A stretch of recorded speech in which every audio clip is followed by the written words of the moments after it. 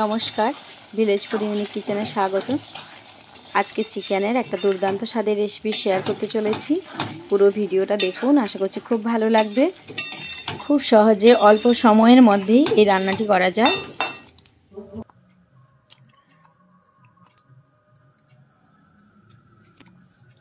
কষা মাংসটা দারুণ হয়েছে, দারুণ। তো প্রথমে আমি গ্যাসটি অন করে নিচ্ছি। গ্যাস অন করে কড়াই বসিয়ে দিয়েছি। কড়াইতে দিয়ে দিলাম রান্নার তেল, দিয়ে দিলাম চিনি সামান্য পরিমাণে। এটা কিন্তু অপশনাল, কেউ চাইলে দিতে পারেন, যদি কেউ পছন্দ না করেন দেওয়ার দরকার নেই। এবার আমি দিলাম গোটা সাদা জিরে, দুটো তেজপাতা, এলাচ, গোলমরিচ, লবঙ্গ, দারচিনি। এবার আমি দিয়ে দিলাম পেঁয়াজ। পেঁয়াজের পরিমাণটা একটু বেশি নিয়েছি, এখানে 250 গ্রাম খানি পেঁয়াজ নিয়েছি আমি। এইভাবে পেঁয়াজটা কেটে নিয়েছি। পেঁয়াজ বেশ বাদামি করে ভেজে নেব। এবার আমি দিয়ে দিলাম লবণ। লবণটা দিয়ে দিলে পেঁয়াজ খুব তাড়াতাড়ি মজে যাবে।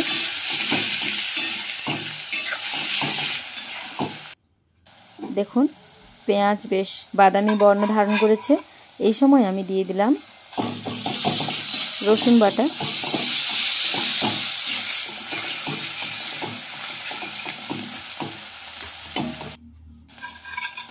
এবার আমি দিয়ে দিলাম আদা বাটা।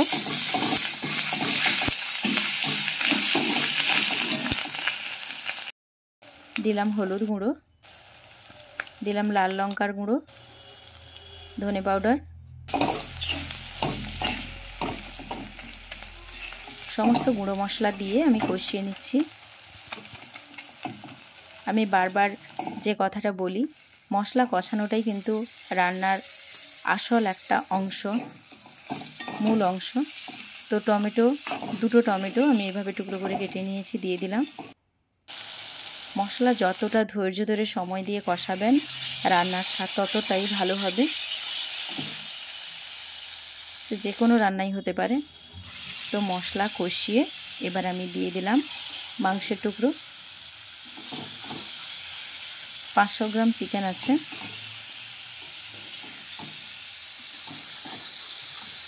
ভালো করে কষাবো, লো টু মিডিয়াম আঁচে রান্নাটা হবে। দিয়ে দিলাম পরিমাণ মতো লবণ।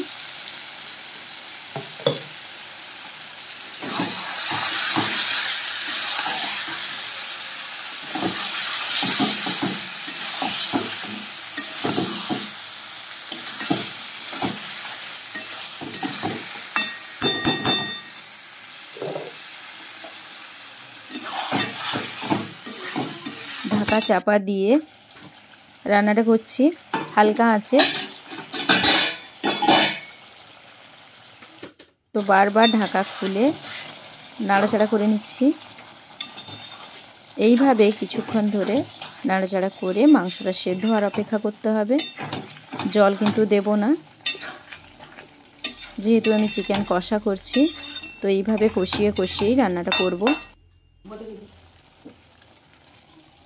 আবারও ঢাকা চাপা দিয়ে দিলাম। এবার দেখুন মাংসের জল ছেড়ে গেছে, মাংস কিন্তু খুব সুন্দর সেদ্ধ হয়ে গেছে। আমি গ্যাস অফ করে দিলাম। রান্নাটা কিন্তু আমার হয়ে গেছে। তাহলে বুঝতেই পারলেন কত চটজলদি রান্নাটা হয়ে গেল। খুব কম সময়ের মধ্যেই রান্নাটা করে ফেললাম, কোনো ঝামেলা ছাড়াই।